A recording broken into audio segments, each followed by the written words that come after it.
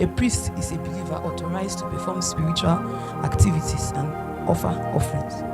He's also authorized to represent or mediate. Priestliness is the qualities it takes to do intercessory ministry. So this means that the fact that we are all coming out and we're saying, we are priests, there is something that makes that position, that gives you qualification to do that thing. There is something that is the basis that is contained within your priesthood that gives you the strength to do intercessory ministry. It is that quality, those qualities that are the priestliness of the intercessory ministry. So if a man does not possess or is not, those qualities are not a part of your life, you might be doing things, but it will not be effective, because the design of this intercessory ministry is like a high place in God. Remember that God himself still interceding as of now. So it is a high calling in God. So it means that the person that will do intercession, the priest that will offer offerings, that will carry out certain intercessory activities, must be one that possesses certain qualities that will make his intercession effective and potent. It's not that all of us were saying, we are interceding, but there's no weight, it's not as if anything is happening. If the strength of the intercessory ministry is not there is nothing that will be striking the accurate chord that it needs to strike for results to be produced. Prayer is not mouth. It is in the results of the things that we are seeing around us. It's in the responses, the things that are coming out of the prayer ministry.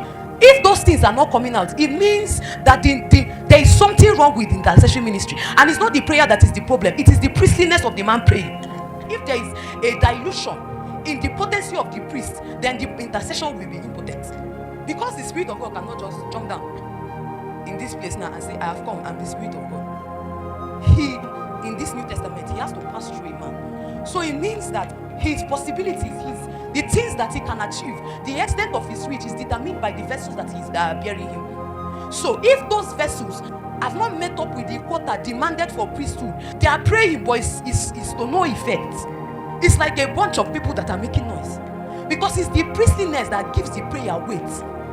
As I said, priestliness determines effectiveness.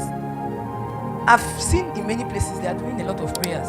We are praying for the nation, we are doing this one, we are doing this one.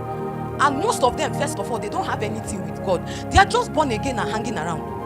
Even if they do that kind of thing for 2,000 years, it might just hit 10% in the bar. It's not as if it's not hitting. The bar might be 100%, but their combined effort is just hitting 10%. You see that something is not wrong with the prayer, something is wrong with the man that is praying.